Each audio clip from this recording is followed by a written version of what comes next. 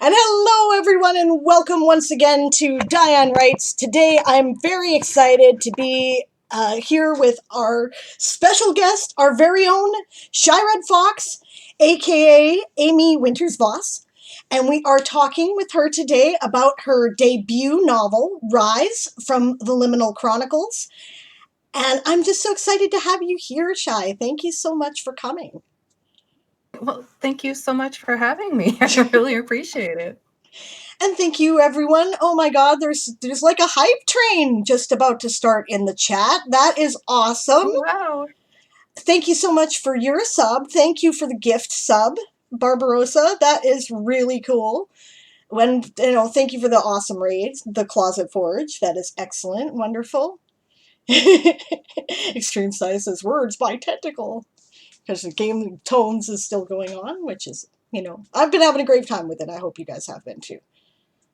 So. Oh yeah, it's been fun. Yes, so, Amy's book is coming out at the end of this month, I believe on the 30th of April. Yes. Yes. So tell us a bit about the world of the Liminal Chronicles for those who are unfamiliar. And if you have a link and you want to drop it in the chat, or tell me to drop it in the chat, I can do that. Okay, I can actually drop it in the chat here. If you just go to liminalchronicles.com, see if I can type liminalchronicles.com. That's the world of my book. It's based on modern Japan, kind of crossed with myth, Japanese myth, specifically Shinto-based myths and folklore. But it's not actual Japan because because I'm obviously not Japanese, I can't write actual Japan. So it is a based on Japan, but it's one where as a human you won't see all of the activity going on.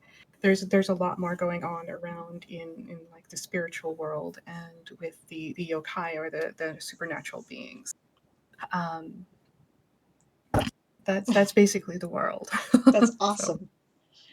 I have to say, right, so I didn't get a chance to actually start reading the book until very embarrassingly recently, I have to say, because of all the stuff going on. You're busy. But I'm like, okay, so I want to make sure I read the book before I get shy on the interview because it's only right that I understand what I'm talking about, right? And I started reading it and I couldn't stop, right? Last night I was up late and I'm like, okay, you know what? And then okay, I don't know, an editing deadline I thought I had 2 days for, I had to have done today, right? Yesterday, actually, because we're talking about European time. So I'm like, okay, well, I'm gonna get up and but I've read enough of it now that I understand and I can do the interview and it'll be fine. And then I got up and I woke up early and I was gonna go back to sleep, but I'm like, well, I'll just read Shy's book till I go back to sleep. And nope, I did not go back to sleep. This is why I look exhausted, because I finished it because I couldn't put it down. I'm so glad you finished it though. It's awesome. It's an awesome book, right? Thank you. I actually, you're always a little uncertain when you're reading your friend's book, especially when they're a first-time author, because you're like, what if I don't like it?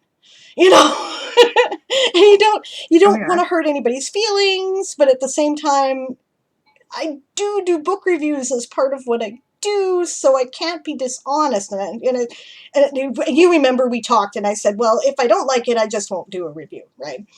And no, I love it. It's awesome. I was so pleased at how good it was. Actually, I was like, holy shit. Yeah. So it was yeah, I cried, I laughed. It was amazing. I love your characters, I love your story, I love your universe. I love everything about it. And I love your visceral language. This is how I described it. You engage all the senses in your writing in a way that I really enjoy. So many people rely so much on action and visual cues and only audio of conversation or important noises. But you bring everything in. You bring in the smell and the touch, and I was there. I was in your world. So really, I cannot recommend it enough. I have to give credit though. My beta readers helped me tease out a lot of that, and one of them, most responsible for that, was Carillion.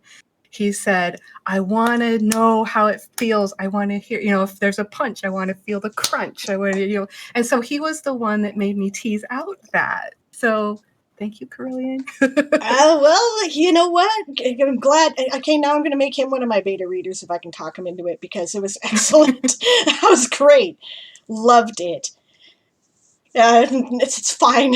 Natalia's in the chat. She's like, sorry, Sable, for the crazy deadline. No, it's my own fault. I obviously wasn't paying attention, so it's fine. And, we got it done. We're good.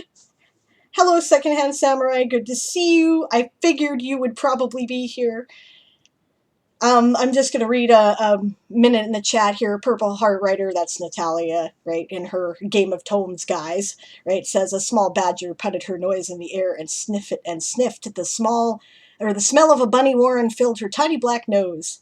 The badger started to dig and found the warren. Well, yes, we are in the house of House Lapin today. Yep. She put her paws near her mouth and took a deep breath. Words by claw or paw, she screamed. The bunnies were not that impressed. The bunnies turned their back toward the badger. Little badger crawled back toward her dad. It's just too funny not to read. It's cute. That's great. But yeah, Game of Tomes players, you can still report your points, of course, and you can still write while you're listening to the interview. That's totally fine. But yes, we're going to discuss Shy's book. So bringing the conversation back to that, you brought up something that I thought was really, it's a point I wanted to touch on, right? And this also relates to something that Kalyatan said in the chat, right? He says you can write about actual Japan, ShyRedFox, you just have to do a lot of research, right? Now, there's a lot of contradictory thought about us white people trying to write about cultures we don't really understand, right? And there are two schools of thought on this. And one is that we just shouldn't do it, right? Because we cannot possibly know enough about it to actually portray it in the way that it is meant to be understood. There's another school of thought that says you really have to do your homework, and as long as you're doing your homework and you're treating it with respect, then you're doing fine. I think you've succeeded at that. Now, granted, I am not a Japanese person, right? But I felt fully immersed. I'm aware of some of the little things, like there was a line in there about the TV service, right? And how he hoped it wasn't the damn TV service showing up, because NHK guy. NHK guy, because I just laughed, because I remember recently I was in one of Coffee Quill's streams, and she lives in Japan. She is an American living in Japan, right? And she was telling me about these people, and I was like, this is insane. But this is a real thing, okay? The as I'm given to understand, and correct me if I'm wrong, right? But as I understood it, there's a national broadcast service in Japan, but they don't get any funding from the government, right? They have to get it from the citizens, but they passed a law where they're allowed to compel that money from the citizens, whether they use the service or not, and they send people to your house to get this money from you, and you can't make them leave. I was like, is this real? This is insane. Real, and people will not answer the door because these guys are so insistent. If you don't physically have a TV or like a connection for that in your house, to my understanding, you don't have to pay it, but like they will come and search. So. Yeah, and they're allowed to do that. They can just barge in and search your house, and they're not trespassing. You can't force them to leave. I was like, Nope. what the shit? But this is, I mean, like, we all have wacko things that don't make sense to anybody outside of our culture. But I love that, because it was something that I knew from my very limited secondhand knowledge is a feature of modern Japan. Other people have talked about it, and it was right there. And everything was like that. I thought you did a marvelous job of contrasting modern Japan with feudal Japan, and I felt that you knew what the hell you were talking about with both. To the point Thank you. Oh no, go ahead. I don't want to cut you off, by all means. I was just saying I had to do a ton of research. I read a lot of historical papers, including Yoshida Shoin's letters, so that I could get the feel of his audacity.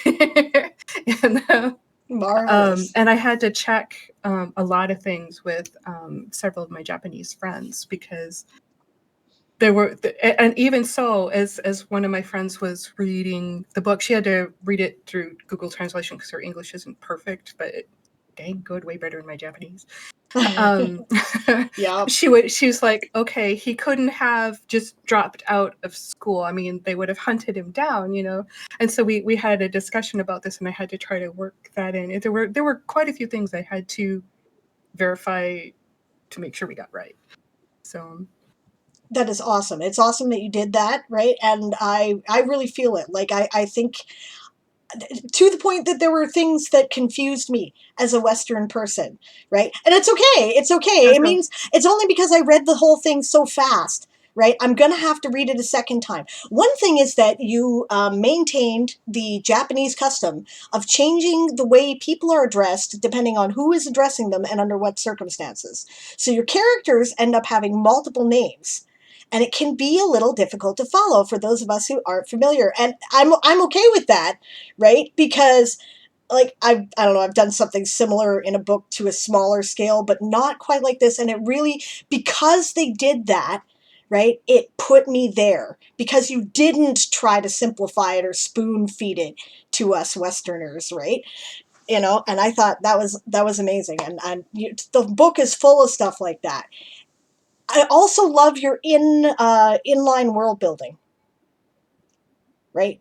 There's no thank info you. dumps. Everything is, you're learning about it as you're reading it. And as the characters are experiencing it, you're experiencing it. That is good stuff.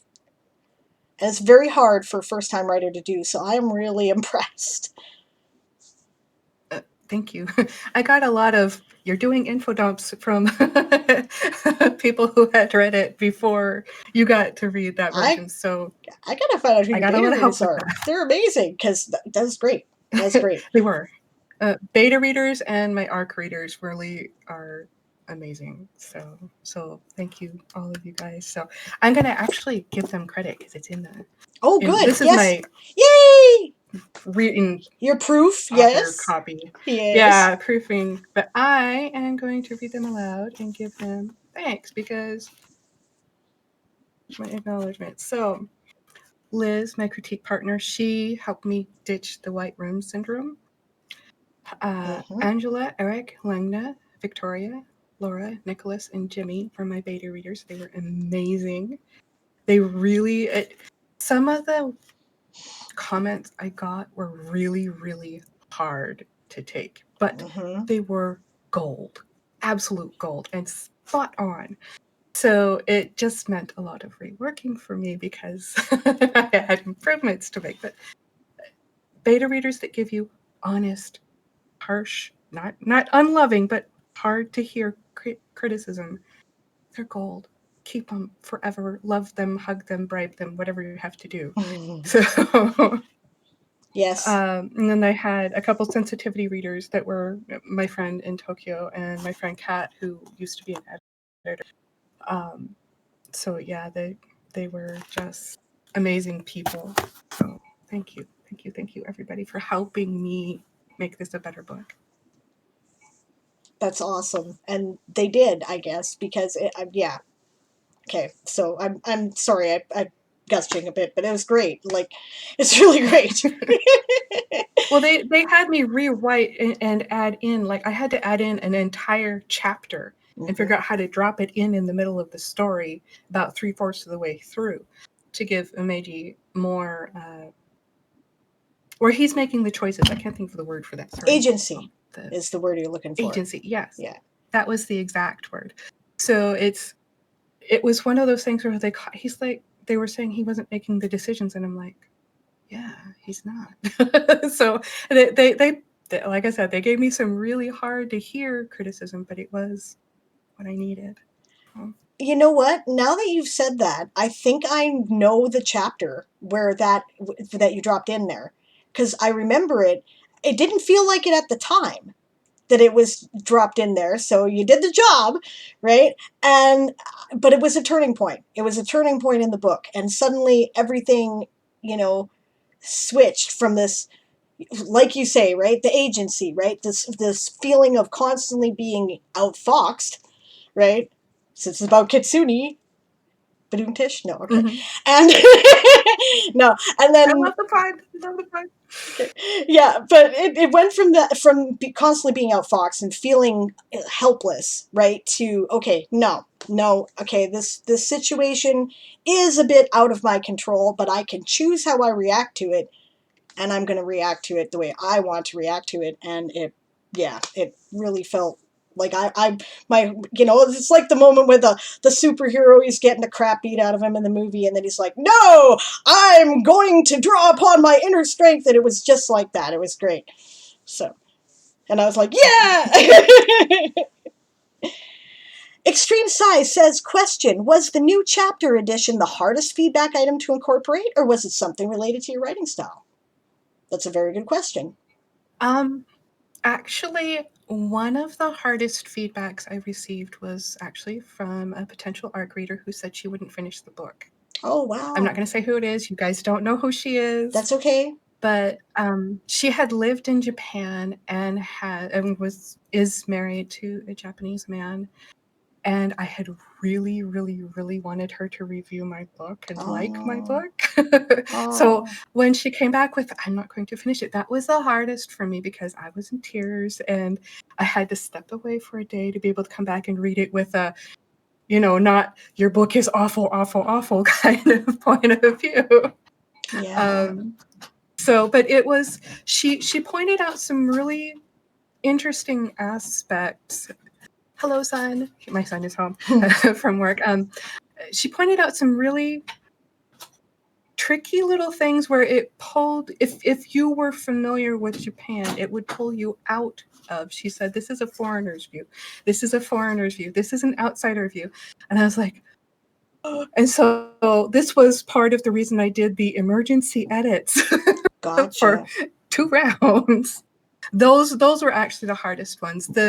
So the new chapter wasn't the hardest. It was hard to add in and make it kind of fit.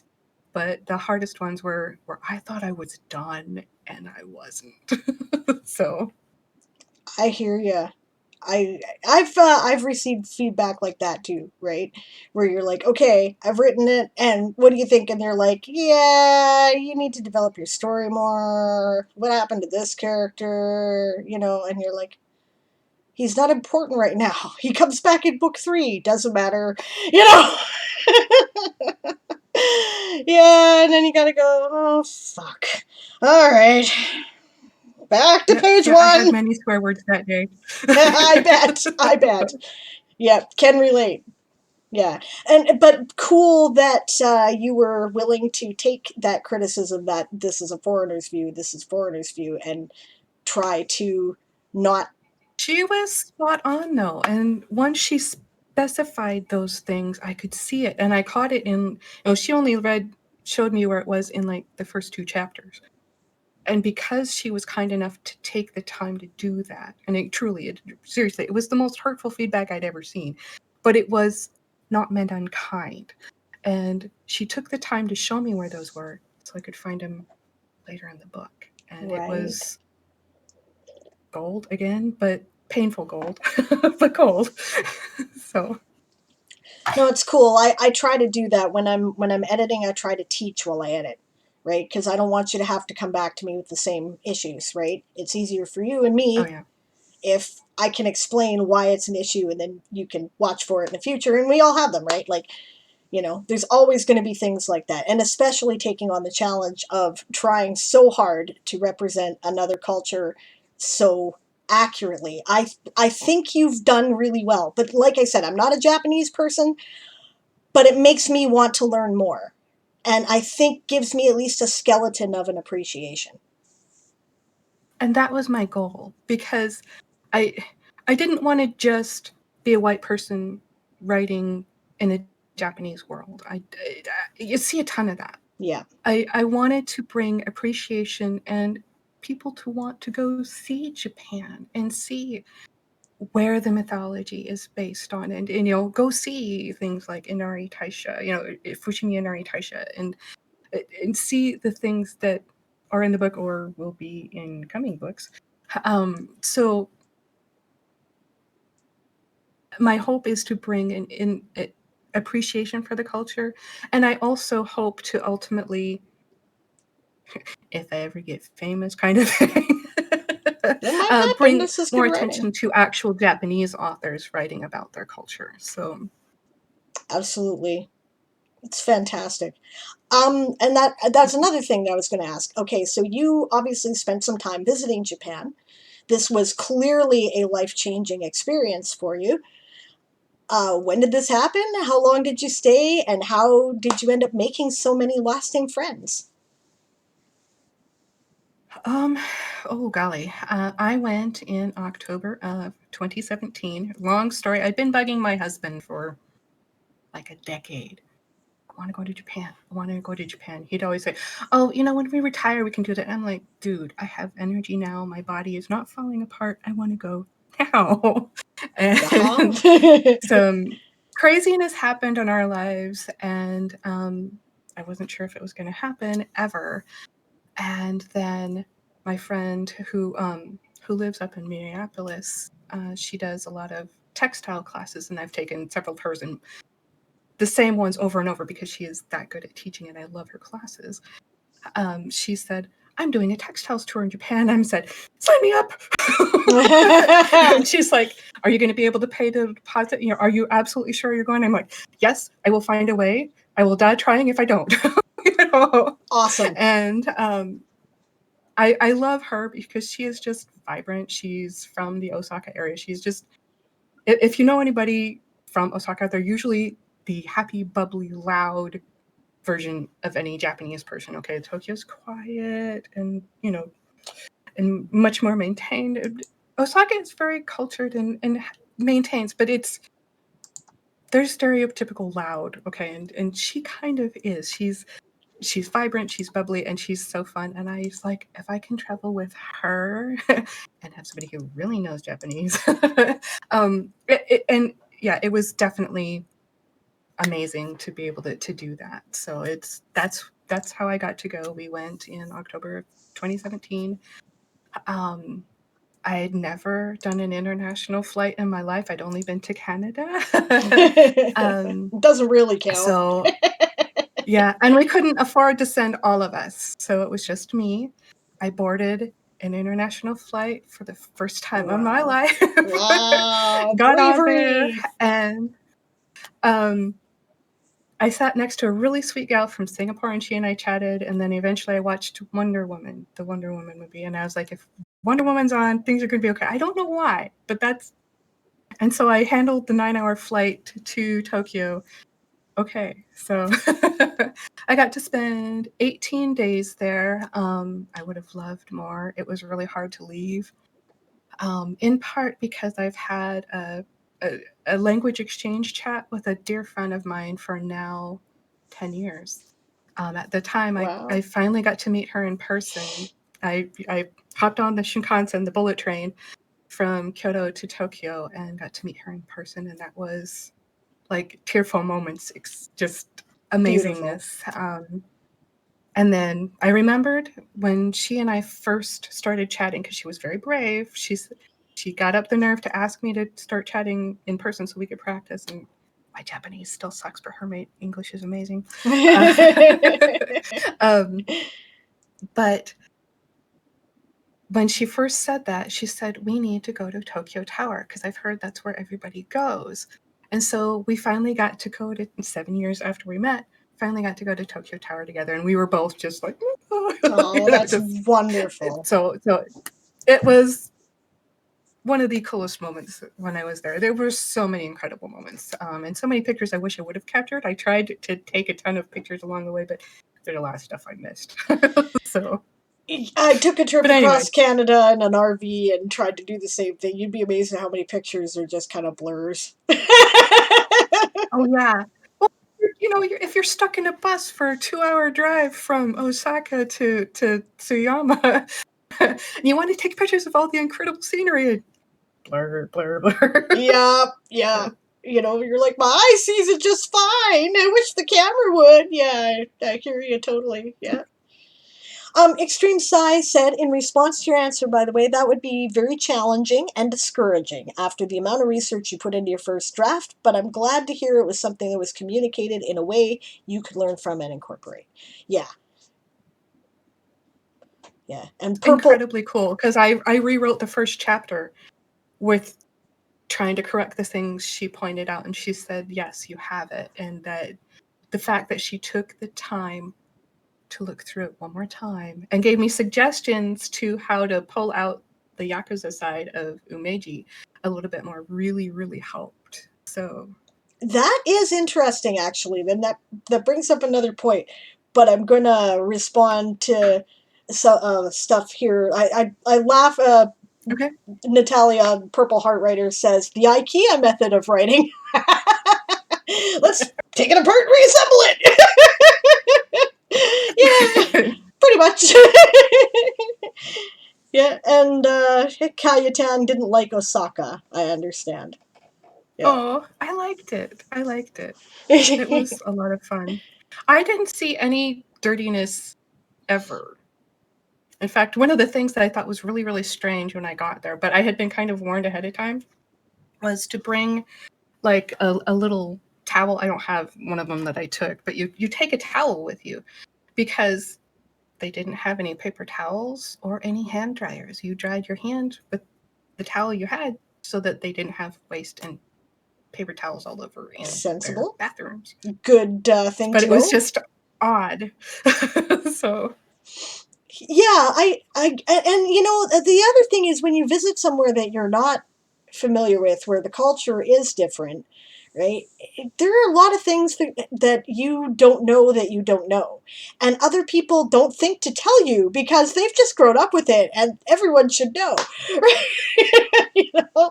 one step beyond that is the Japanese culture is very much about getting along. And so they won't necessarily tell you if you've made a really hideous faux pas. And I had done a couple of those. Like, they have a thing called the tokonoma, which is a display area, and you don't put extra things there. But I, as an idiot, stuck my luggage there. Oh dear.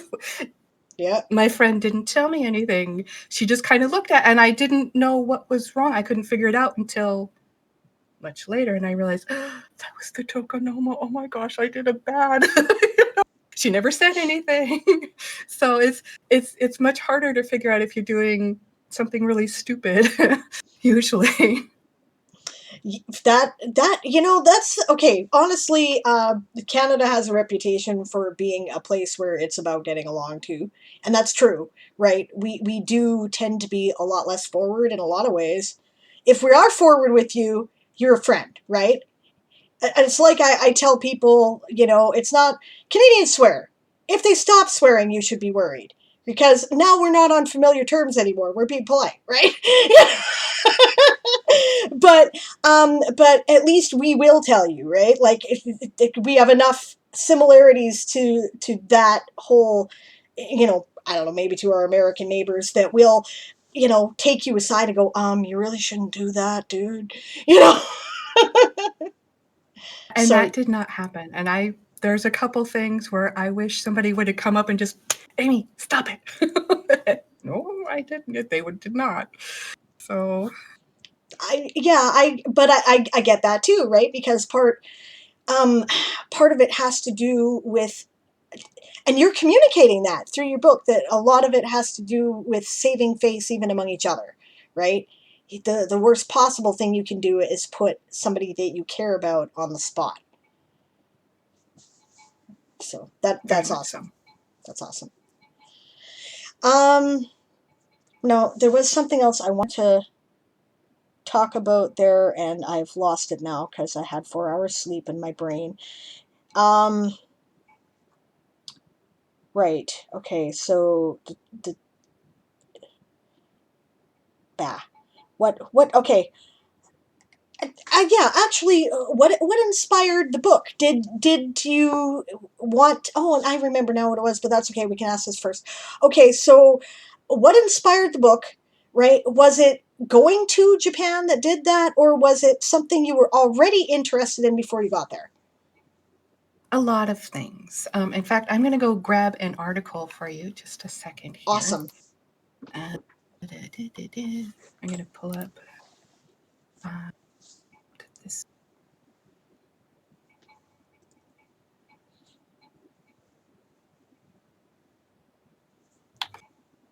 Just last week, I had released an article to go along with my launch called Rise Influences and How the Book Came About. And so Right.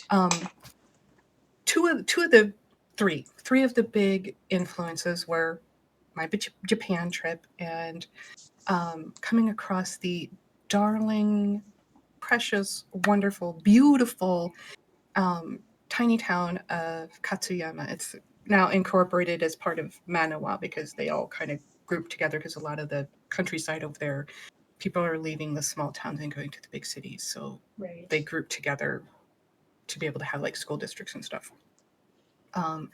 And I loved it. We got to go on festival day, and if I go back and I would ever have a chance to like spend a year there, Katsuyama is where I want to go.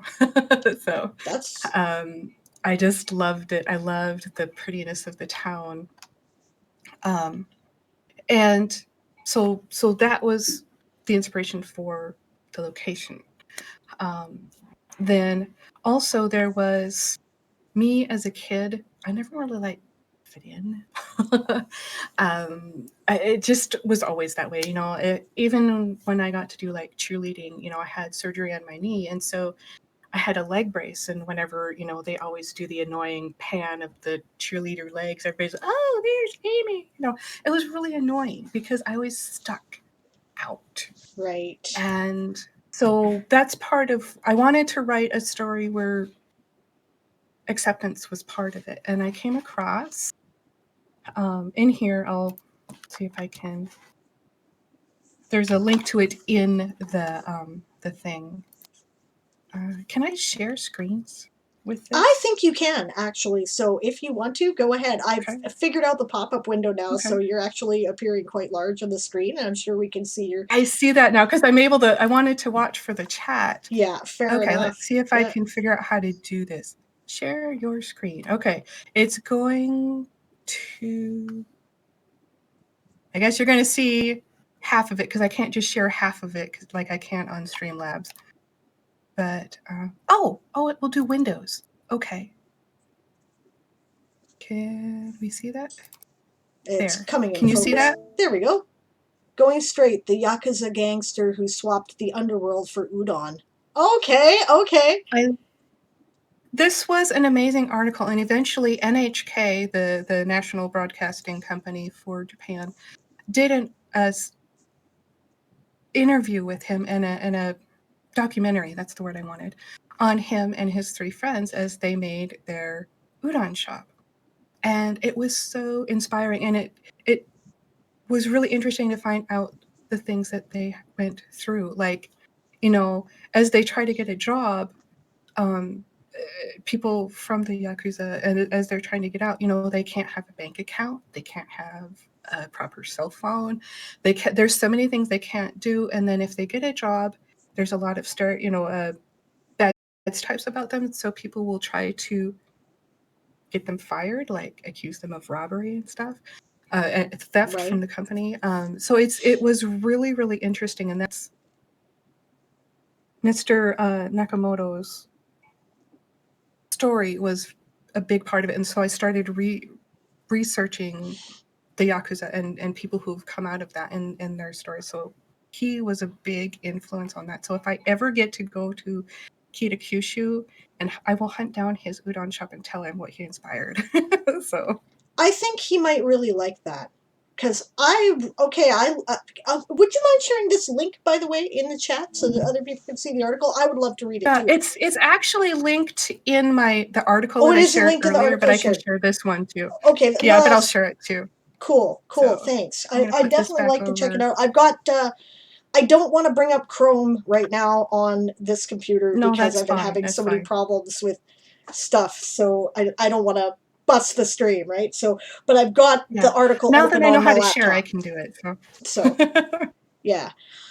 that actually brought me to the other question that I was going to ask, which was, why did you choose a character who was, formerly of the Yakuza, and where did you get the information about how that worked? And you just answered it, right? Obviously, you were checking into this Of it. article, I the also got to documentary. the police, American and Japanese, also do a lot of published papers on the Yakuza. So I got to do a lot of research, and I think Google thinks I want to join. I don't know. I don't. But Yeah, I I'm a did enough writer, research on that. okay? But Okay, yeah, the yeah. intelligence agencies, I'm a writer, okay? There. I did a couple, searches in Google. I'm a writer. Really, I'm not killing anybody, kind of thing. So Google would know. Yeah, no kidding. Okay, the reason why I looked up pipe bombs was for a novel. I really am not intending to vandalize anything, okay? Or hurt anybody. Or Oh, looking up the where they cut off their fingers. Yeah. So, yeah. And hello, Time Pool. Thank you yeah. very much for the raid. We're Hey, almost an cool. hour into our interview with our very own Amy Winters-Voss, a.k.a. ShyRedFox, talking about her debut novel, which comes out at the end of this month, which you probably saw in the Discord, but we're going to say it anyway because we like to remind the audience why we're here in case they're just stumbling in. And also, I saw your sub secondhand. Thank you very much. I haven't had a chance to thank you yet, but I really appreciate it. Yeah. It's awesome.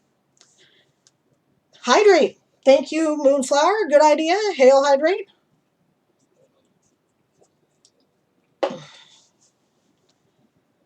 Yeah. Extreme Size says, I'm a writer that is definitely only researching the Yakuza. I promise. Yeah. Dazzler Cat has a good question. Is this the first book of the series? I happen to know. Yes. How many are planned in the series? Definitely 2. I'm hoping for 3. I have the second one mostly mapped out, and I have kind of a gist of where I want to go with the third one, but it's farther down.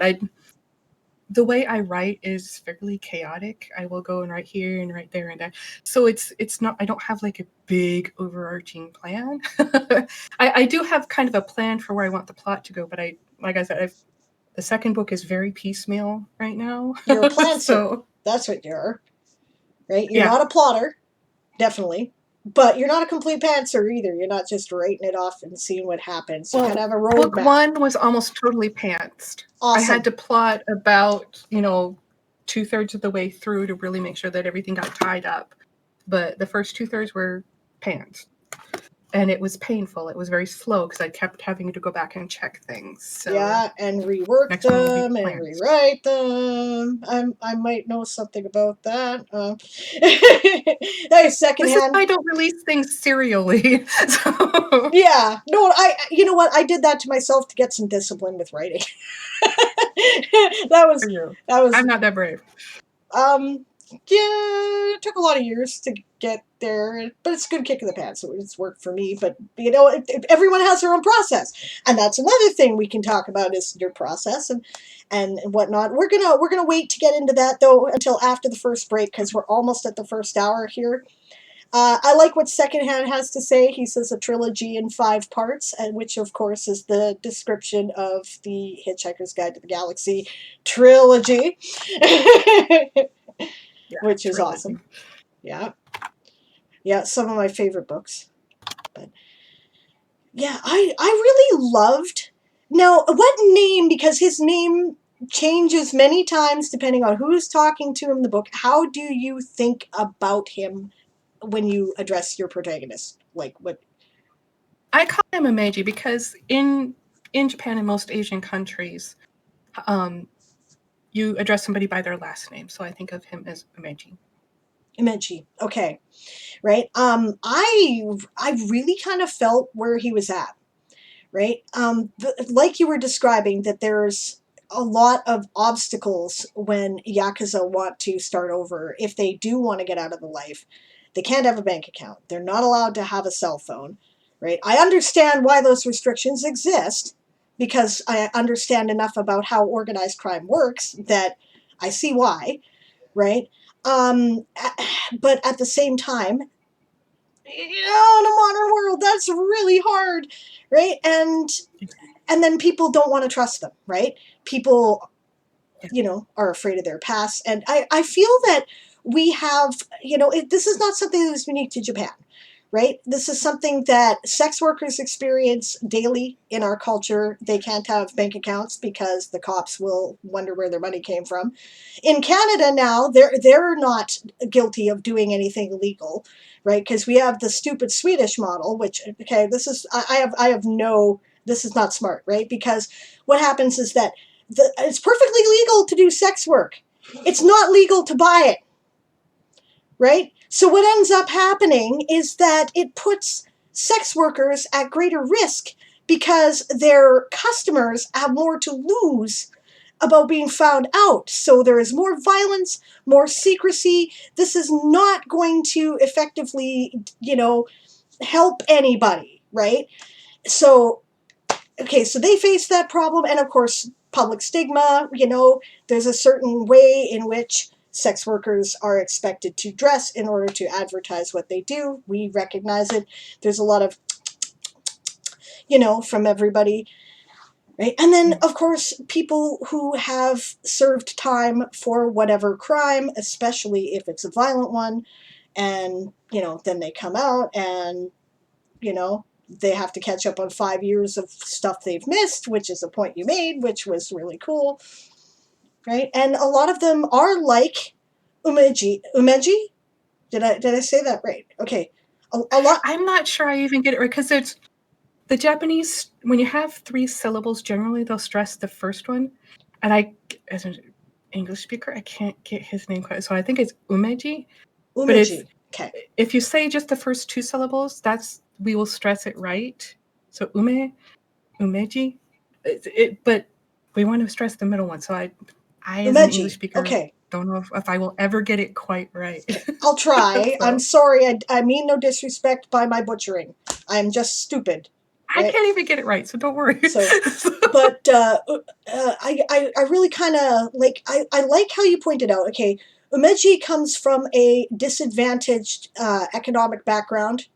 He found himself in a difficult situation and, very young, and thus found himself having nowhere else to go. This isn't a common story with people who get involved in criminal elements, right? And I really identified with him in his struggle. I recognized his flaws. He was not perfect. He was by no means a shiny angel. That halo has some bends and tarnishes for sure. Definite tarnish. Yeah, but I found him very sympathetic.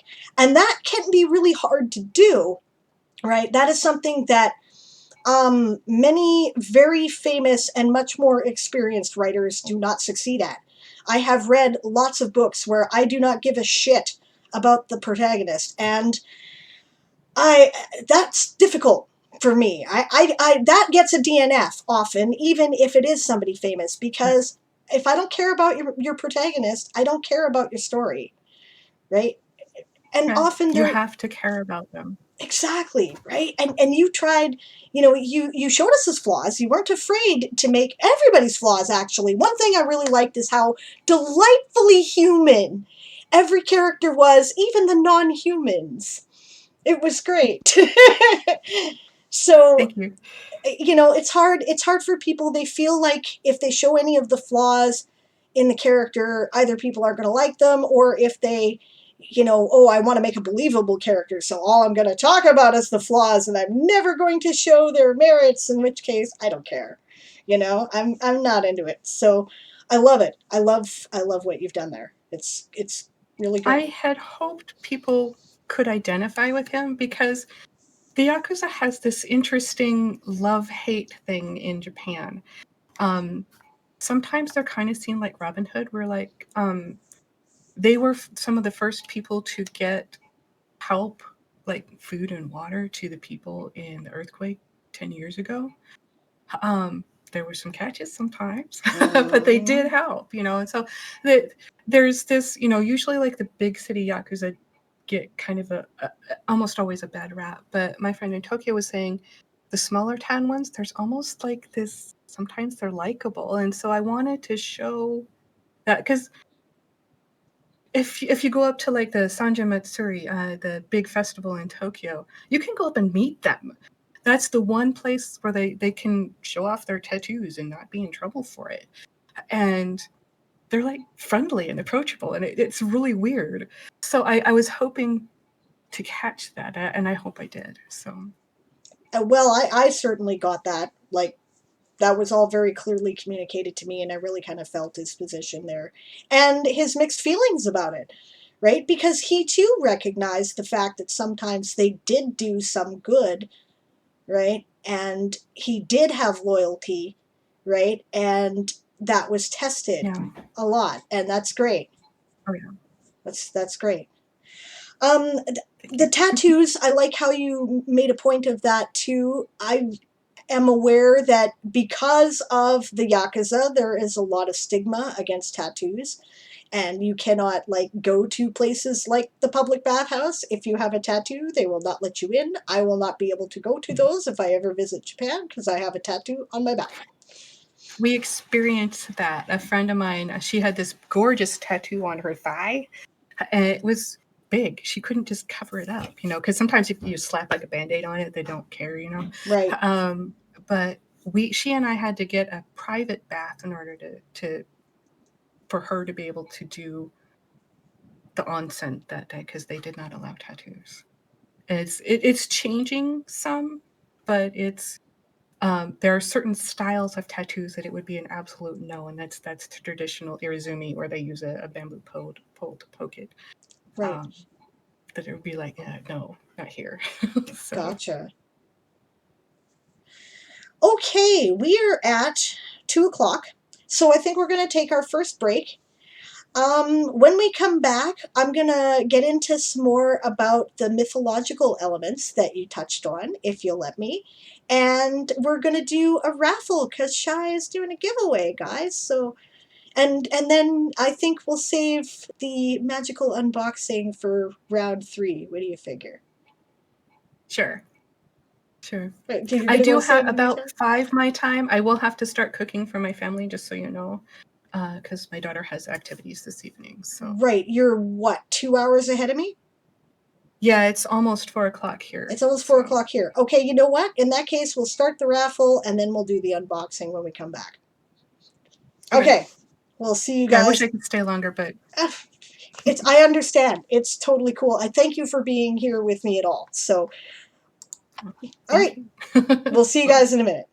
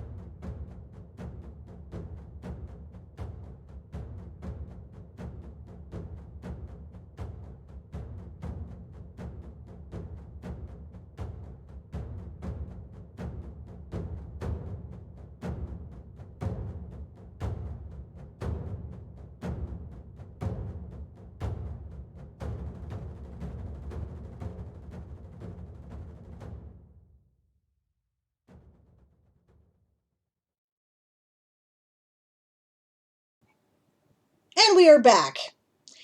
We are here. Hi, You're back, yay!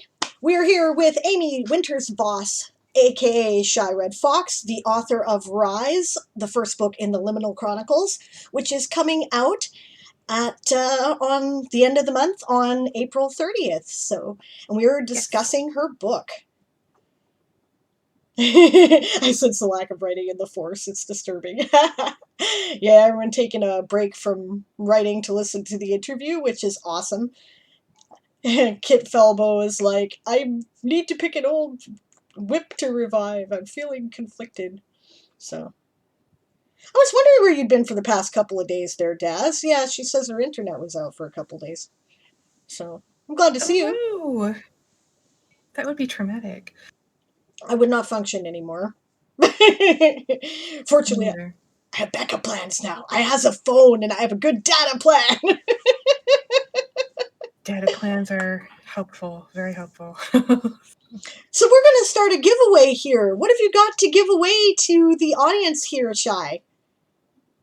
Okay, well, let me do a little explanation Yes. before I show what it is. So, part of what I wanted to do was link my giveaways to the book as much as possible, to things that you would see in the book. So, in the story, I talk about Umeji offering coins and tossing them in this little coffer. It's a little short coffer box with slots in it. You toss the coins and they fall in there and rattle, and everybody knows you gave a little money. But I didn't get to bring as many coins back as I would have liked. I was and I gave a lot of them away, but I do have a full set to show you guys. So here is, I don't know if you can see on there very well. There we go. There we go. The 1 yen, and then the 5 yen, the coins with the holes in them. See if I can get it to focus. It's not focusing really well on there. Come on. There we go. Oh, for a second you got to see it.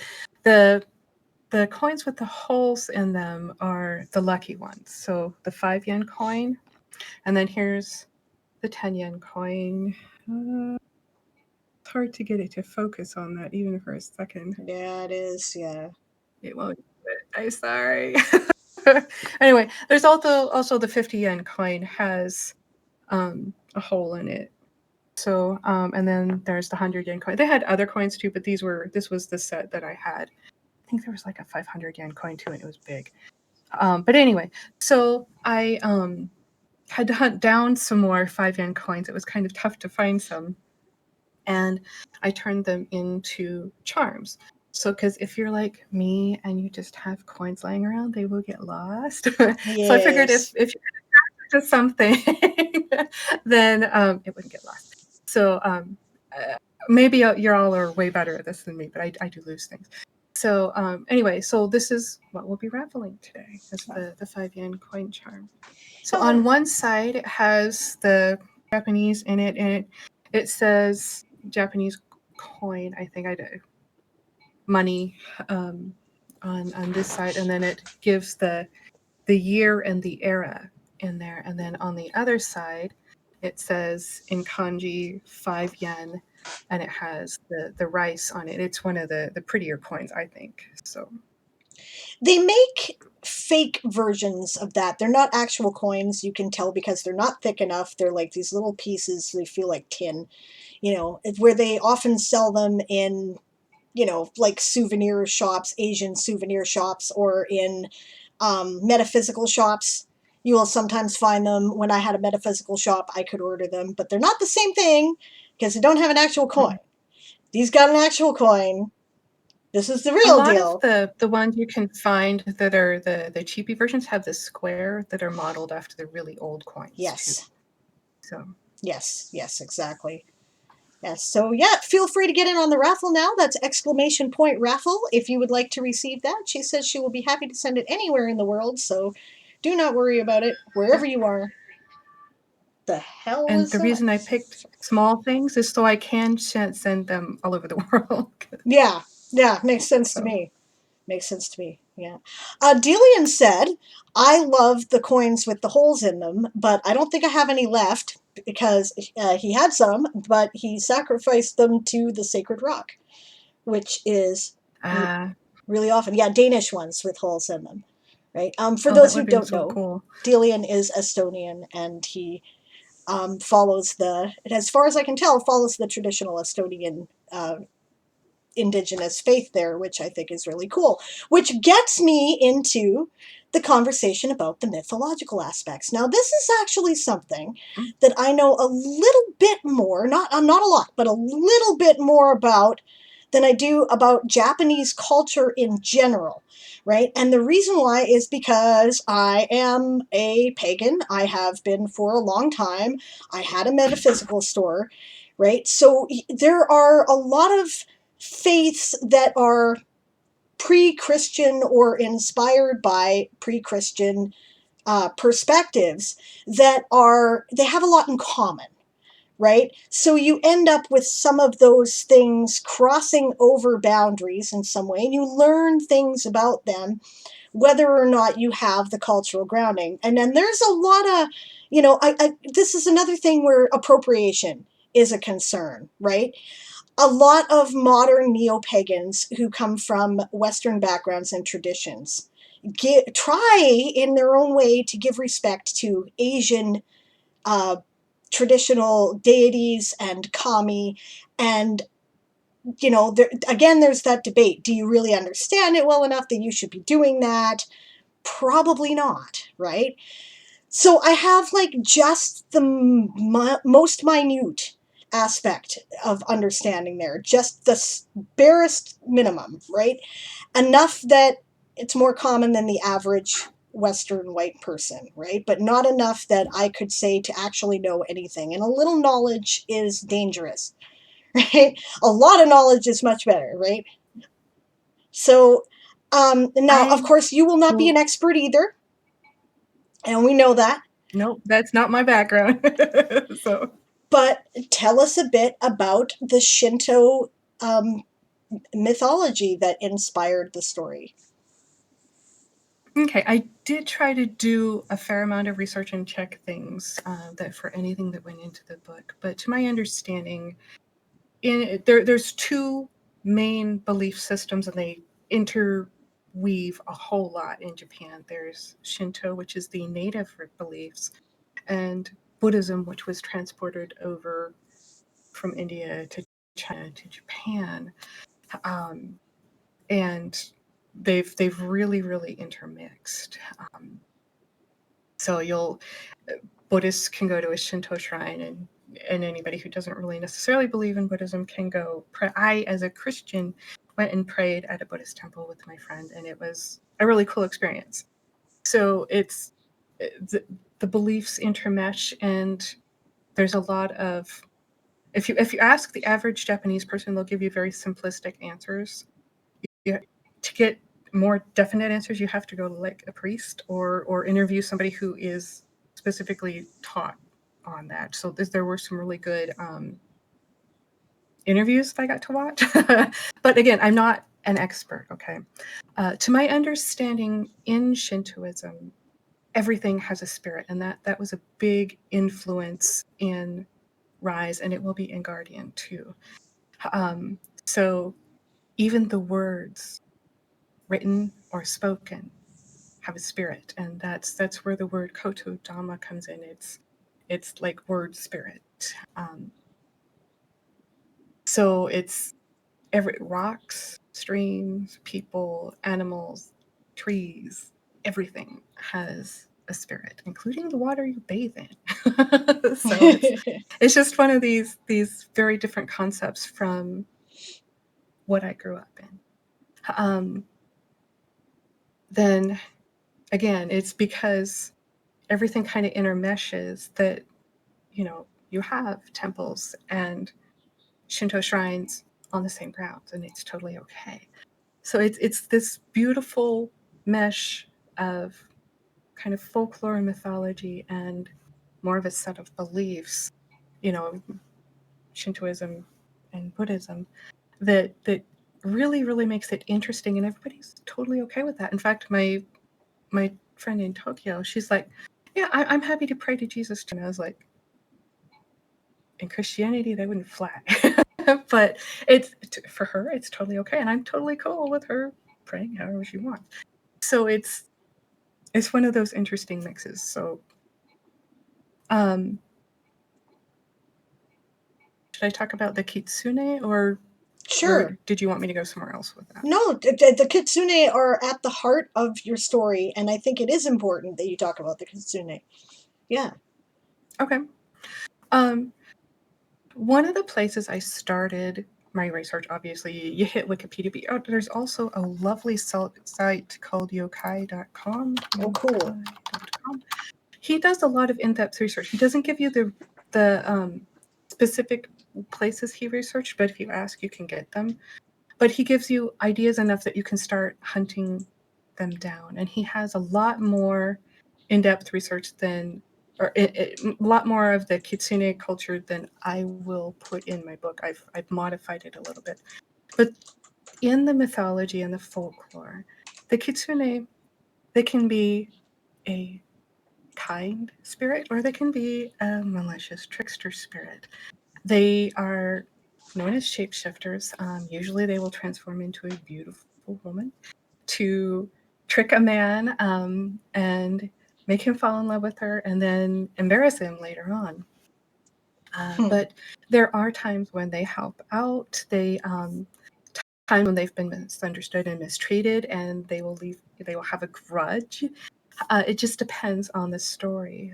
One of the things I noticed in the stories, and this is where I've changed it from the mythology, is you don't hear a lot about the guys that are kitsune, the males. So I assumed that there was a reason for this. I've only come across one story where there was a male kitsune shapeshifter. So I made an assumption with that the males were rare because we don't hear about them as often. I think that's a good Maybe they just in-world aren't as much as explanation. tricksters. Yeah, makes sense. And another place where I may have changed it, as I made the kitsune only be able to have one human disguise. They can go anywhere up and down in the age range, but they have one human look, so that there isn't a lot of confusion as to who they are later on in the stories when we have a lot more kitsune. So, also in the stories, the kitsune, traditionally, they will get more tails as they go, get experience in life. To my understanding, usually they get their 9th tail when they hit 1,000 years. They will have enough experience, and they will also kind of graduate and become more and more religious and serve Inari as messengers and be dedicated to the gods. I don't have that come quite as in that order necessarily in my books. Nakamura has her 9 tails. So you find this out very soon in this story, so I'm not giving a lot away. You find out in Right. chapter 2. So. Yes, I've been trying very hard to avoid spoilers. I can't not talk about that because to me she is a fox, and it's very hard not to talk about that. So that's in chapter 2 you find out. But she has her 9 tails early. She's only a couple hundred years old, and I figured there were reasons for that, and part of that is secrets you will find out later on. She needed to have the power for some of the things that she does. But also, to me, I made it more nebulous as to when a fox becomes the messenger of the gods. It's more of a decision for them, that rather than just a natural progression. So, are there any other questions on that? Yeah, hey, that's the other thing too. We are kind of getting close to the end of Shy's time here. So yeah, if you do have questions, now is the time to ask them. Definitely throw them in the chat. I'm sure she'll be happy to answer.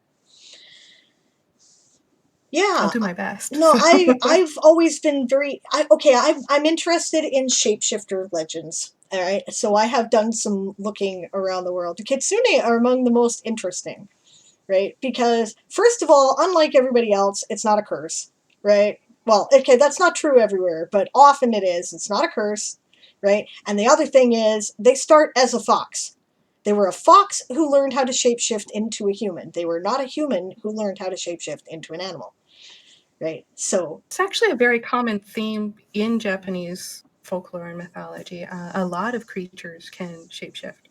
You can have the not the ferrets, the weasels, the tanuki, the bakenekos, the scary cat creatures. Quite a few of them can actually shapeshift. Yeah, and I won't give anything away there either, but you touched on them. You mentioned them a couple I give a few times. hints. You'll see them more in book 2. Yeah, they So. were there. It wasn't just Kitsune, so that's cool. And I love the way that, you hinted at this broader world that, our protagonist is only just Yumeji is only just getting his feet wet in. He's just scratching the surface, and there's more. I'm kind of actually disappointed to hear you've only planned for 3 books. I'm like, I could see this going on for forever, but it's Well, cool. I got to start somewhere, and maybe I'll have reasons to continue, because I can see some of the side characters maybe having stories of their own too. So. They're certainly well developed enough that I would read anything about them. That's for sure. Yeah. Kit Felbo asks, was there any specific media that influenced you from TV, movies, and books? Which is an excellent question. I had not had a chance to answer yet, or ask yet, because I know. Again, several of the aspects of yokai.com were very much an influence for me, but swords. Rurouni Kenshin, yes. I grew up watching, as my son, I shouldn't say grew up. When my son was small, I went through the entire video series and the manga series, translated side by side with English, because it wasn't in English yet, of Rurouni Kenshin. I absolutely loved it, and my kids still love it. It's one of those timeless stories. So there was very much that. There was the wuxia. My mother was into martial arts. She became a brown belt in jiu-jitsu. I think it was brown belt. Anyway, she used to do all these tournaments and stuff, and my mom, who wouldn't hurt a fly, would do that. But she watched a lot of wuxia movies, and so it was part of the influence. So, and I've always loved Asia in general, because my grandfather got to go into Peking before it was open. Wow. During World War II, he was the one voted on his boat to go in. Long story. I don't have time to tell that story. Maybe another day. But they influenced me a lot, and so I grew up with all of this influence, and it's become a part of what I love and part of me. So it's wonderful. I saw all of those elements. I was really pleased how it was a combination of so much of traditional Japanese lore, feudal and modern Japanese culture, and modern Japanese media, right? And I was like, oh wow, this you got a little bit of everything in here, and I just love it. I'm definitely going to recommend it to a couple friends of mine who are into that whole the genre in general. But it's really interesting because it's across the genres, right? I mean, the center point is Japan and Japanese culture, but it's not I mean, it's sort of wuxia, but it's not. There's anime elements, but it's not. There's traditional folklore elements, but it's not. It's great. I love that. And I didn't want to just focus on the traditional. So many people only focus on the history of Japan, and when you go to Japan, people are a little disappointed to hear that, because they have such a technologically advanced country. You find robots for things and that we don't have here. Just there's so many things we don't have yet that they do. So I wanted to include that too. Absolutely. It's fantastic. Good night, Kayetan. Thanks for joining us. If you win the raffle, I guess we'll let you know on Discord. If you entered. I'm not sure if you did, but. And hi, Aegon. I saw you come in. Yeah, actually, okay, so that's one more point that I wanted to get into, and then we'll do the unboxing, because make sure. Yes. The box has been staring at me. It's right here. I admire your willpower. I would not have been able to do it. She's like, okay, the last stream that I saw of hers, which was Monday, she's like, well, my box isn't here yet. The postman came, but he didn't have my books, so I guess I'll open them on Wednesday. I thought it was going to arrive that day, but this worked out. And she's been waiting since Tuesday. I don't know if I would have had the patience. So good for you. It's awesome. So we'll not torture you too much longer. Right. But okay, so when you were contrasting modern and feudal Japan, you chose a period of time in which it was kind of on the brink, and there was about to be a major cultural change. Now, I did know something about the history that you were getting into, but only, like I said, a surface understanding, right? Can you tell us a bit about it without spoiling anything in your book? Well, again, I got interested in the Meiji era because of Rurouni Kenshin, because he's just at the beginning of their Meiji era, as this they're basically one of their biggest, most bloody civil wars happened. So, what happens, and as with history, there's like 50 zillion other aspects coming into it. I can only give you surface, and I'm not an expert on Japanese history. This was just an excuse to dig in, okay? But if you can, it's very, very fascinating. So 1600, there's a huge battle called the Battle of Sekigahara, and it's where Tokugawa Ieyasu, I cannot pronounce that name very well, won and became the shogun of Japan, and it was the West versus the East, okay? And the East won. And so the Western provinces were given a lot more things that they had to do and were kind of pushed down, okay, societally. So there was some unrest over there. Fast forward 250 years to about the mid 1800s, and this is hitting a boiling point. And also at that time, Commander Perry comes in, and he forces open the ports because Tokugawa had said the West is being too weird and we need to control stuff and we need to stop the spread of Christianity in this country, and a lot of other things. Not wrong. But anyway. those were just some of the parts of it. So they closed their ports, and Perry comes in with a big show of ports and fires his cannons and stuff, and the Japanese government is scared. And at the time this happens, the shogun is sick and he can't do a lot about it. So his representatives go and they make these treaties that are very disadvantageous to Japan. And everything kind of boils over, and there starts to be rebellion. There starts to be things happening, and more protests, more political activity. And you hit the point where they're starting to get rid of the people that are dissenting from the shogun. And that's really a boiling point. So at that point you meet Yoshida Shoin in the book, and you see his points of view about that. I don't want to give too much away, but it's a very controversial time. And then the war starts. It starts, I can't remember exactly what year, but it starts in a very cold month in January. And you have Tokugawa's people coming to talk to the emperor in a peaceful way, and they meet the other side, and it's this big clash that starts a big battle, a big war that lasts several years, and eventually it dies down, and they have the Meiji era where the West was looking at Japan and going, possible colonization, yeah. And Japan's like, no, we will not do that. And no way, we're becoming like India. And so they knew they needed to ramp up really, really, really fast. And so they did. They ramped up within 10 years of this era starting. In 10 years, they were a world power. They did amazing restructuring of their entire government. And it's just a fascinating, huge time of change for Japan. And so it's one of the most popular times to write about. So Sure, lots of fuel for cultural, you know, forces and politics and conflict of all kinds. well, Yeah, and the end of Shogun Japan, it's yeah, you go from Shogun Japan to the commoners are all equal, and it was just a very huge switch for Japan. that's awesome. Yeah, Aegon says Meiji era had so much political internal and external influence that led to the explosion. Yeah, too right. Oh It's yeah.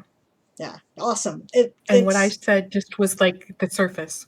So. Yeah, that's like the Cliff Notes version. Yeah, there's so much in there, right? Like I said, I only know the faintest bit about it myself, but enough to know what I don't know, and that I need to know more. There's so much there. It's so interesting. Study it more and go over to Japan to study it more, because the Western, what I read in a book here has a very Western view, and it's not necessarily how they would view it. Yes, that's a very good point, and it's one of the hard things about translation, right?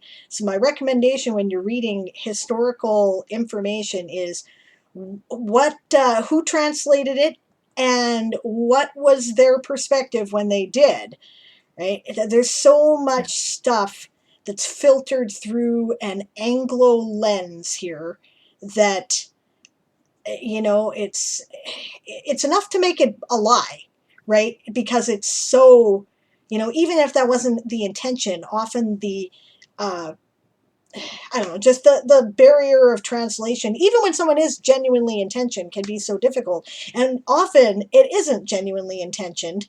Things were written to, like, there's a lot of stuff out there that likes to make one side look like the good guys, you know what I'm saying? Right?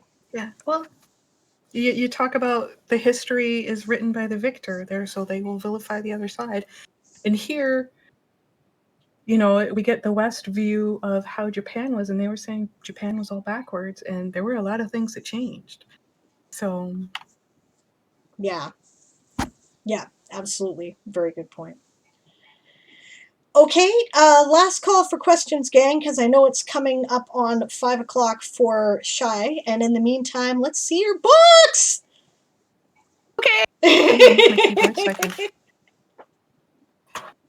It's sitting here on my desk. Okay, and I did have my other copy of the book to compare, because I knew that sometimes they print a little bit differently. Yep, so. that's true. There are subtle differences. Books. Nice! Yeah, there are subtle differences between my Ingram Spark copies and my Amazon copies. You can't really see it. Aw.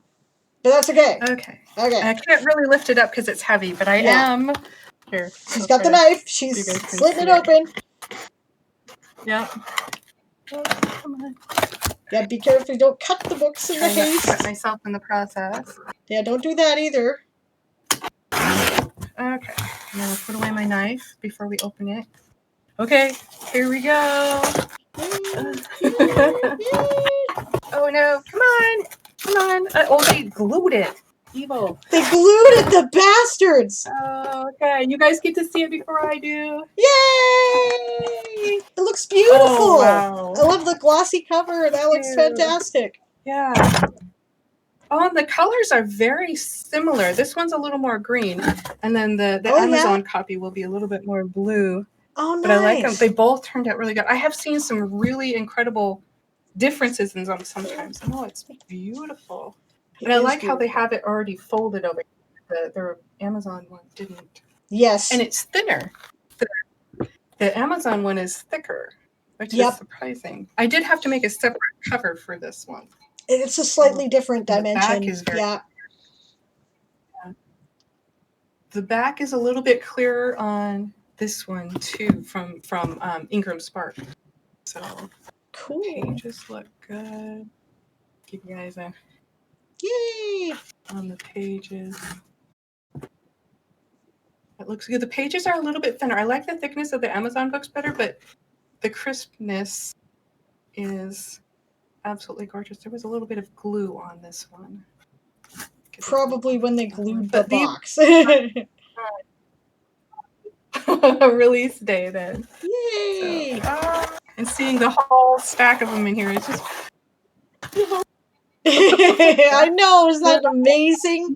I love that when you open your box and you're like, "These are mine, and I made this." Yeah, it makes it real. It's all been this theoretical thing so far, because when you get the author copy here, it's not for sale. It's not a real book. Yeah, I know. They sure make sure to make you realize it's not a real book when you open up the proof, don't they? Yeah, but this is that's real so book. Cool. Yes. So, Thank you for sharing this, guys. Letting me share it with you. I'm gonna leave one up here. Just. Yes, you should totally do that. Yes, you should, and handle it and flip through it and smell it. Yes. Extreme Sigh is like, and that new book smell. I'm like, uh-huh. It smells like book. Yay! Okay, I'm gonna put this back down here so it's not on my desk anymore. Yeah, to complete your collection, you have to buy. I need to type anything. Kid Felbo says to complete your collection, you have to buy one from each printer, and Samurai says, gotta catch them all. And also, lots of congratulations to you and Hypes in the chat. Right, lots of them from Secondhand Samurai, from the Closet Forge, from Dazzlecat, from Moonflower, from Emperor Charles, from Extreme Sigh. You know, lots of people going, yeah! So make sure you go buy a copy. Okay? Make sure you go buy one. Because... So, true confessions here. The Amazon paperback pre-order is really a pre-order. It's all messed up. It looks funky. I'm sorry. I can't get Amazon to fix it. It's a boo-boo. They won't fix it. But it is pre-ordered. So you can get the paperbacks. You can get the ebooks. Eventually we'll have an audiobook, but I haven't found the right narrator yet. So. I hear you there. Yeah, I'm still struggling with the audiobook thing too. And as Secondhand Samurai says, drop that link. Drop the link where people can buy it. Let's do it. Okay, let me find. I have to. Sorry, I should have had that one ready, but I don't. I have to pull up my press kit page. Yeah, you bet. Where's my press kit? Yeah. Okay, so Kid Felbo says, and this has happened to me, this is good, just wait until your readers tell you you've made mistakes and you'll have to go and correct them. I have a box of books with a few now corrected minor errors that I'm wary to send out. That is why I am making one more quick read through. I found one thing I might fix, but yeah, before it goes out to the whole world. So yeah, but you know what? It was the sentence still made sense, so I don't know if I will, but that's where you can. There's where all the ebook links are. So just in case someone's watching this later on the VOD or on YouTube, which when I get it uploaded, that is Books to Read, Books 2 with the number 2 read, which people will have heard of if they're indie writers. They'll know about that one. books2read.com/rise-liminal-chronicles. Right? So make sure that you order a copy. Like I said, I cannot recommend this book enough. I could not put it down. I laughed. I cried. I've had 4 hours sleep. The book is why, right? I'm definitely going to be buying a hard copy for myself because it is a book that I know that I'm going to be reading again and again. So, you know. And my viewers will know that I am not prone to bullshit, you know, right? If I didn't think that, I would not say it. So, do it. You'll thank me. Trust me. I did find the link for the paperbacks because they aren't all connected up yet, like the Barnes & Noble one isn't. Right. So, okay, so I popped that into the chat too. So okay. Moonflower has a question, and they ask, "What's your opinion on fan fiction?" Well, considering that since I was a kid, I had been writing fan fiction about bands and typical teenage girl stuff, I don't mind it. The one thing I will do, though, is if people write fan fiction of my stuff, I'm not going to discourage it, but I will not be able to read it. I will follow Gail Carriger's example where she encourages people to write it, but she cannot legally read it just in case she would want to write a book and they'd have the same plot line or they'd have similar things. So I don't mind it. I do always ask that people be respectful of a book or story or movie or band or whatever. So if you're like writing about real people, respect them as a person.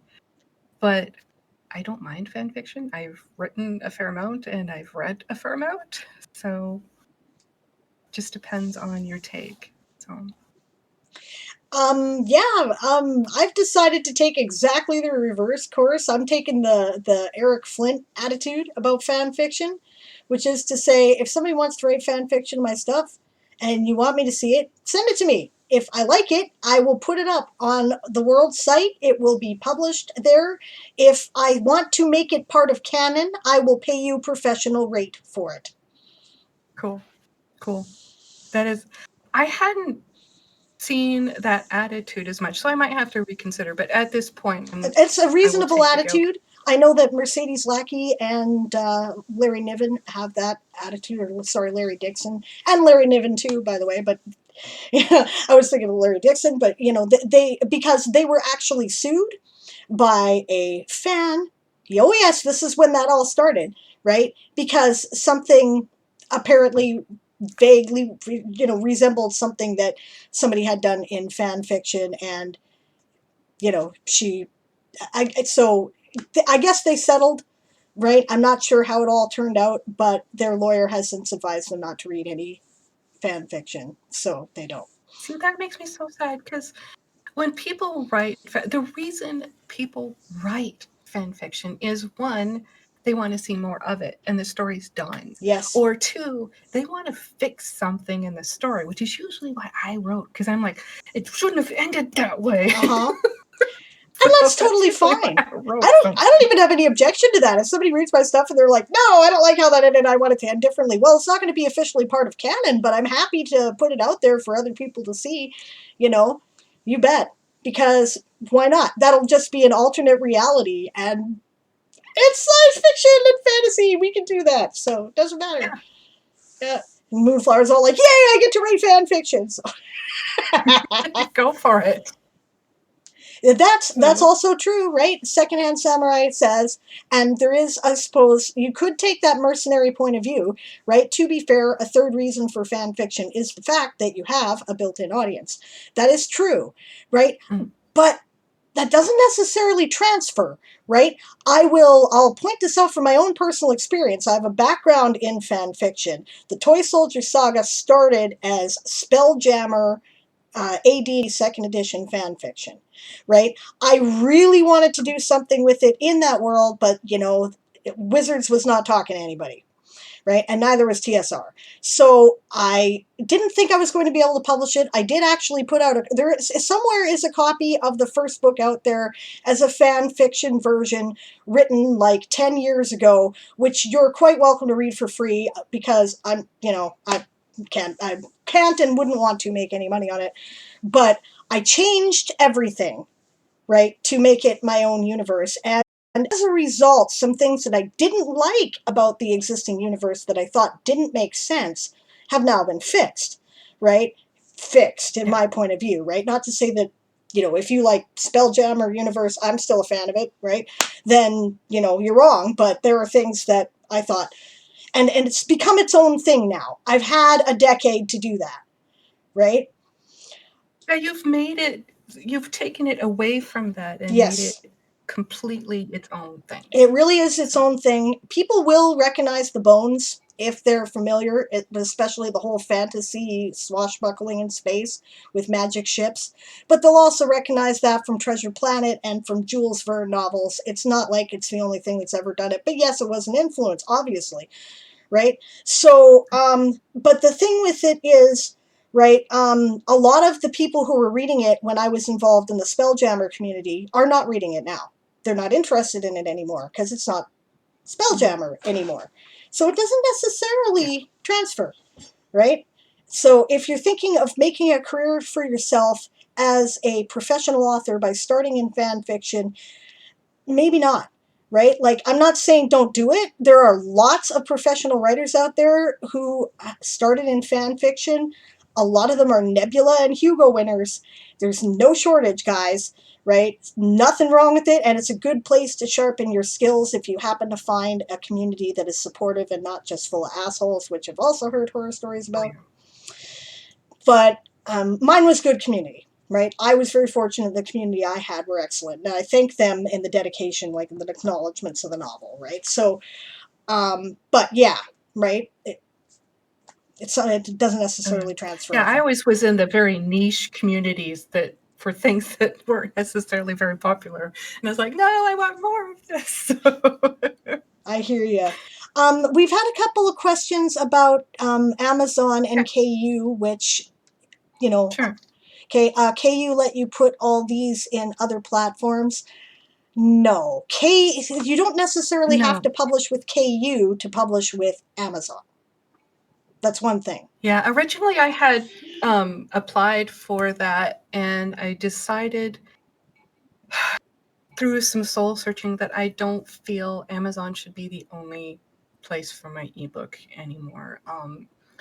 Mainly because they're stiffing libraries, and libraries were the lifeblood for me and my family when we were dirt poor and my kids were small. And if they're stiffing libraries, I can't only go with them. So I will, as soon as Rise releases, because they wouldn't take it off for me that day, I will get out of that program.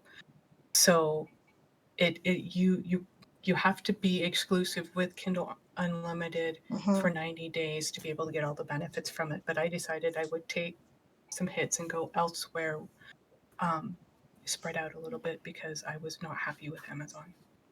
I agree with you completely and made the same decision for the same reasons. Yeah.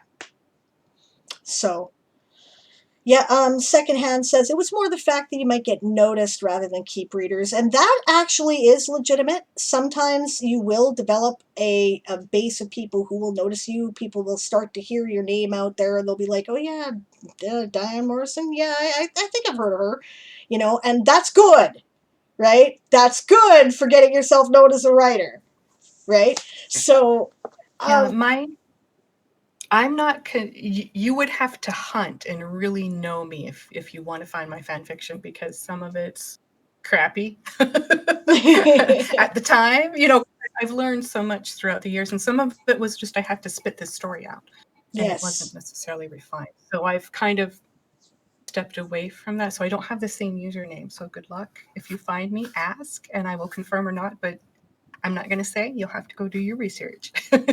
yeah. So. Yeah, fair enough. Yeah, I'm sure you can find mine pretty easy. And, you know, I'll just say that was 10 years ago. I'm a much better writer now. Right? I mean, it's not bad. I've read a lot of stuff that's worse, but I'm better now. Right? So it's a different story. And thank you, Secondhand. He says people have to be inspired by previous works or have been inspired by previous works since Gilgamesh. Nothing wrong with inspiration.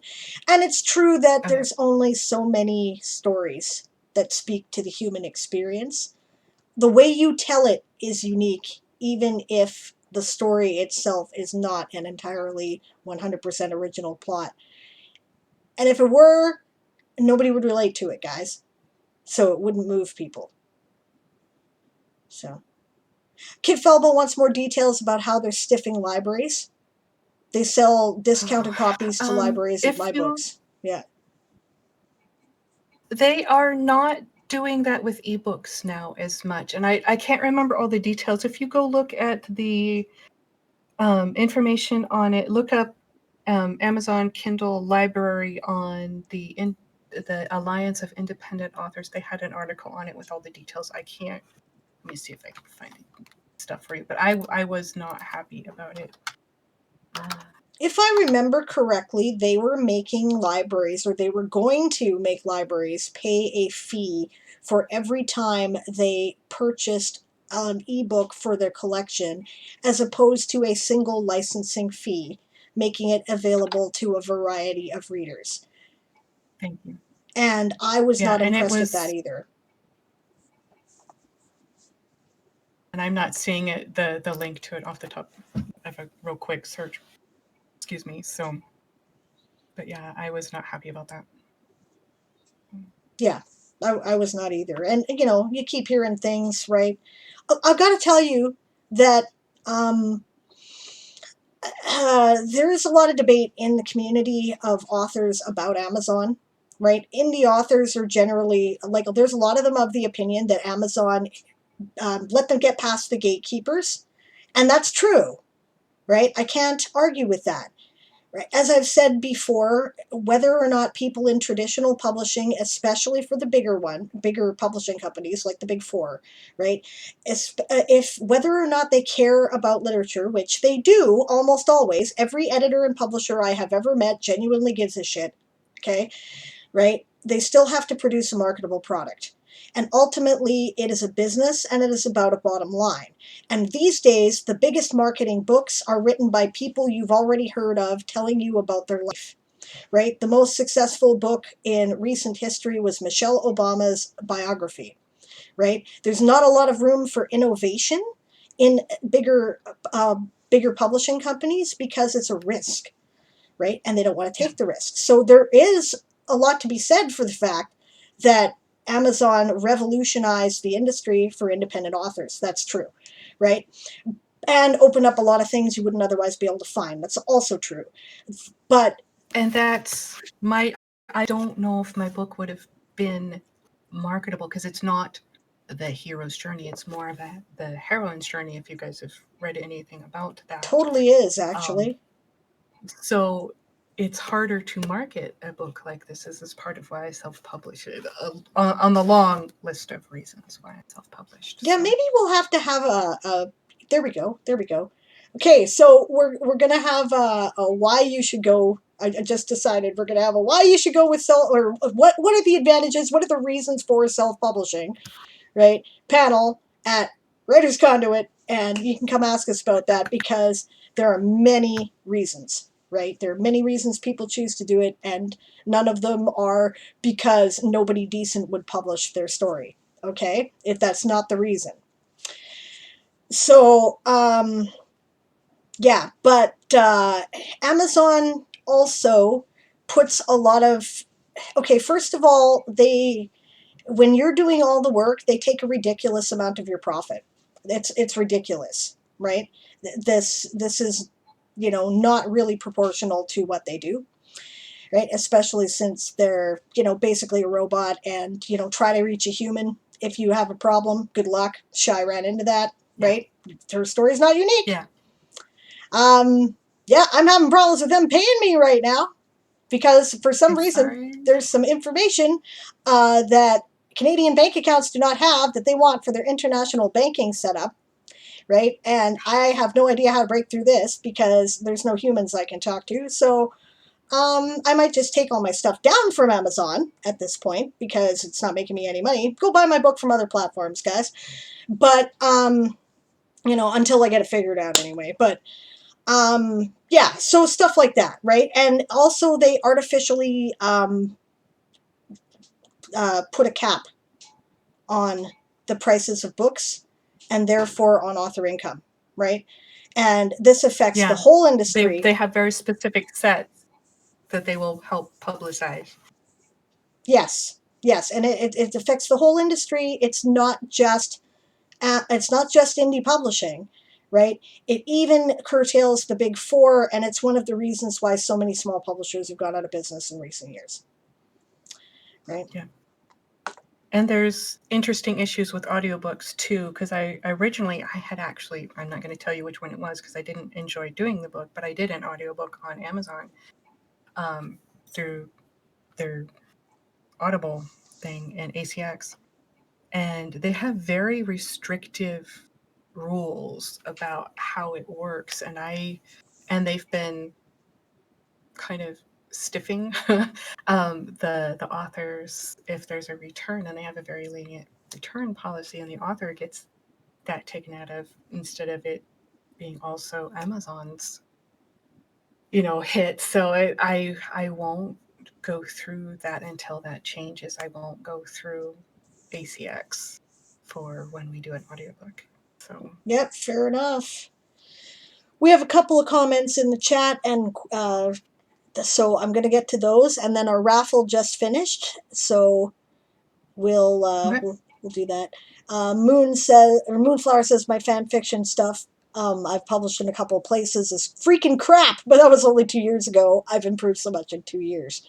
Writing is, you get better by doing. And you will. You can improve so fast. I went from writing fan fiction which was okay, but it still had a lot of issues, to writing this with a lot of a lot of learning and a lot of pain along the way, but I'm proud of what I have, and I believe other people can do this too. So 100%. And that's what we're all about here, right? I'm so happy to see so many people in the community are taking the steps. They're getting their stuff out there. Your story should be told, right? So tell your story and let us help you do it. And don't be afraid. There will be days when you're going, oh my God, I'm never going to get this done. I have had so many of those days. And I'm just a few days away from an actual book launch with physical books here. It will happen. You won't necessarily sell a lot right away. It sometimes can take a while. Mm-hmm. But you can have your book. Your book needs to be done. Your story needs to be told. Right. Okay, Moon, I got your message. I'll figure it out. That's okay. Secondhand says niche romance, lit RPG, cultivation stories, and others exist almost purely in the Amazon sphere because they couldn't get published otherwise. That's true because people, publishing is one of the most opaque industries ever. It's so hard to actually know what the fuck is going on, right? And publishers don't know what's going on, right? They think they know. They have, it is known stuff about the industry that they think they know, and then it's not so, right? One thing that publishers think they know is that fantasy and science fiction is falling out of fashion. You may have noticed that the science fiction fantasy section at Barnes and Noble or at Chapters or whatever is getting smaller and smaller and smaller every year, right? Okay. But then again, you go to if they were thinking this would make no sense, they would know something's wrong. Because if you go to the young adult section, the whole damn thing, which is, half the store now, if it isn't purses and, notebooks, right, is science fiction and fantasy. So what gives? Do we suddenly magically turn 18 and suddenly lose interest in things that don't exist? No. And people are now asking, why is everybody only up to 18? There's other characters, different ages that have interesting stories too. Yeah. Yeah, that's right. Actually, your other protagonist, I would say, there is just as important to the story, right? And she's really interesting. I found myself identifying with her a lot, being a middle-aged woman, right? I was like, oh yeah, I totally get where you're coming from there. And, yeah, it was good that way too. And yes, I want to see more stories of that. I'm tired of every story being about children too, Yeah. Right? Kid Felbo says, 2 of my books are not selling on KU, so I may remove those 2 and do a wider release, as zero money from Amazon is no different than zero money on other platforms and zero money on Amazon. That's perfectly legit, and honestly, some people have real success with KU and some don't. I've had kind of a lukewarm thing with it. You would think that with the way that the Weird West is released, which is in short installments, that it would do pretty well. It hasn't, right? It hasn't sunk, but it's not doing great. So, right? But then again, you could end up with a whole bunch of sales on Nook.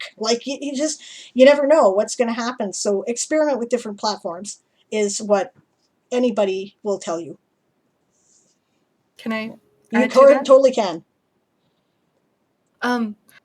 I decided very late in the game to switch over from just Amazon to being wider distributed, and I found out from Jamie Buckley that draft to digital allows you to distribute, put your information, upload your files in one place, and you can distribute to a lot more very easily and also free.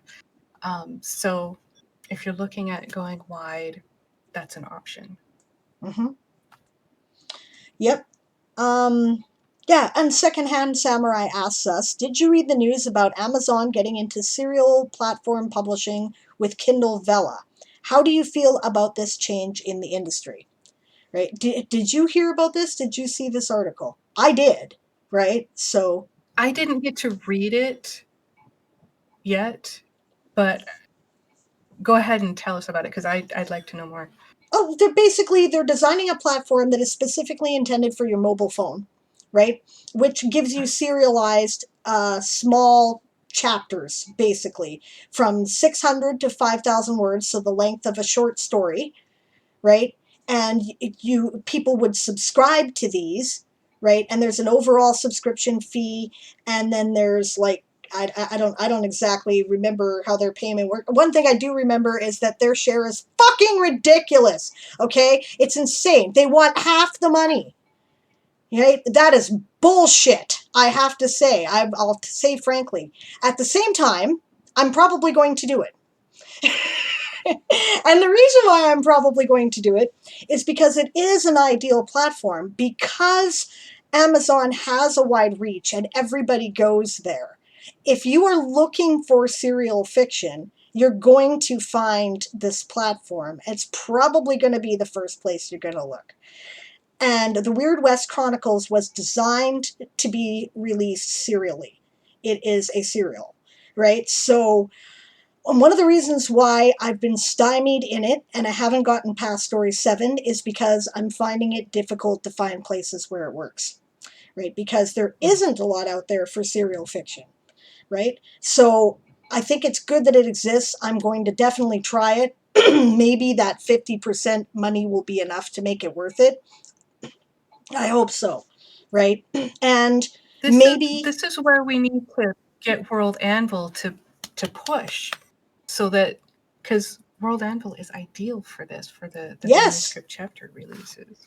you're absolutely right about that. That's what I've been doing. I've been reading, to my patrons, I've been doing a chapter a week in both Weird West Chronicles and Toy Soldier Saga, and it's been doing really well for me, right? So yeah, you're right. World Anvil could be pushing in that direction, and then have because that's the other thing. When Amazon gets going with this Vela stuff, right? They'll probably demand exclusivity, which is easy enough to give it first, but then there will be competitors, and maybe Yes. I'll go with the competitors. We'll have to see. But yes, I will probably do it. Yeah. Interesting. Pride Ascending says some of my favorite stories are 18 plus, licks the delicious visuals, and some are even like old people. Yeah, there you go. That's right. That's right. I'm an old lady here, okay? And you know what? If we're talking about those kind of stories, my partners like it just fine when I take my clothes off, so we're good there, right? There's stuff in there, okay? You know, yeah. And I'm sure that's the case with a lot of people. Anyway, Moonflower says, I will admit that 98% of my protagonists are under 30. Well, yeah, but that's a personal limitation with me being not even 20 and feeling that I wouldn't be able to get into an older character's head properly without a lot more practice. I'm working on it. That's legit. And that's okay. My protagonists start out young because I want lots of room to tell their story. But I'll also say that the Toy Soldier Saga could not have been written to where it is if I were not the age that I am and have had the experiences that I've had. When I started it, I was too young to start it. Right, which is why it's gone through a lot of revisions. When you write, though, it also gives you, for the more positive experiences, sometimes it gives you an excuse to go have some of those positive experiences. I wouldn't recommend going for the negative experiences, but say you've never had mochi ice cream and you want to describe this in a story, go try it. Yep. There's just because you're young doesn't mean you can't write about things and talk to people and do interviews and get perspectives. It's just like writing about another culture. You have to really dig into it. I'd say it's exactly like writing another culture, right? Just, approach it realizing you don't know and go ask somebody questions, right? You want to write about a, middle-aged 40-year-old woman who's a little, like, eccentric? I'll be happy to tell you all about that. That's fine. Yeah. Yeah. That's cool. Yeah. Pride Ascending says one of my favorite characters is 70 plus, but they offset the character that is 19 and the pair that are in their 40s, and they all bring something to the story. Yeah, I agree. Yeah. Cool. I'm glad you guys are on board with that. We're going to draw this raffle now, though, because you have to get going. Okay. Right? So, yeah, I do need to go soon, but I'm enjoying this. So yeah. here's what we're drawing for. Yay. Okay, let's do this. I gotta fire up my recent events thing again, because for some reason this silly thing always resets the page. Alright. And the winner is Moonflower! Yay! Congratulations! Yay! So message me or message Congratulations. ShyRedFox on Discord or Twitch, and either one of us will see that we get your address. So probably best if I you actually can get a have hold of Fox. Moonflower's address. Oh, you do? For the ARC read. So yeah. Okay then. In that case, you're covered. We're good. Yay! Yep. So I can get that in the mail to you. So congratulations. Awesome. Well, thank you so much for being on the show today and talking so in depth about your wonderful story, which I really loved. Tell people where they can get your book one more time and where they can find you on the web. Okay. And drop as many links as you like in the chat. Because that's I'll pop a link in the chat. That's for the ebooks.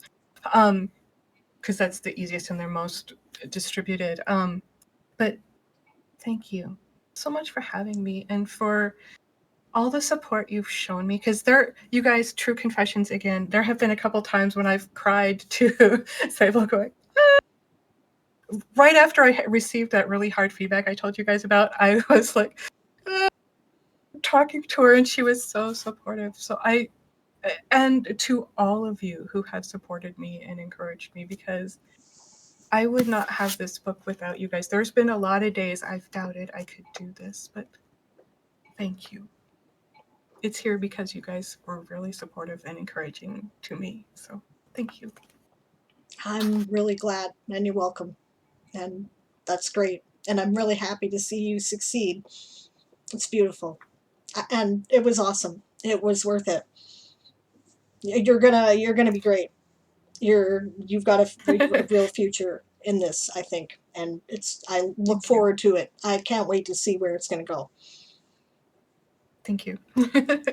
And I can't wait to return the favor for when you get your release coming up here. I know you have other books, but I am so excited for this upcoming series. Well, thank you so much. This is a labor of love. I've been working on this one longer than anything else, and to be honest, it's still kind of a debut novel, right? I've done lots of short fiction, and Once Upon a Time in the Weird West was a whole book, but it was like 6 stories that had an overarching like tale in them, but they're separate stories. So yeah, it's still a big first for me. So I'm probably as nervous about it as you have been about Rise. So yeah. So thanks so much for everyone. I can't wait. Oh, thank you. We have been interviewing Amy Winters-Voss, also known on the internet and in the World Anvil community as ShyRedFox. You can find her at World Anvil under just ShyRedFox, or she'll throw in her author profile, I'm sure. You can find her. You can find her at all the places you find books. I know, I looked. You can find her on Goodreads. You can find her on Amazon. You can find her at Books to Read. You can find her on BookBub. Everywhere it's available. You're looking for the Liminal Chronicles. The first book is called Rise, and I really recommend you go check it out. Thank you so much for having me today. Truly my pleasure. This was awesome, and we'll have to do it again sometime just to shoot the shit, I guess. Oh, that'd be fun to just chat about whatever, and because we bounce off of each other very well, so. I think we do. Yeah, I think you're right. Yeah, it's cool.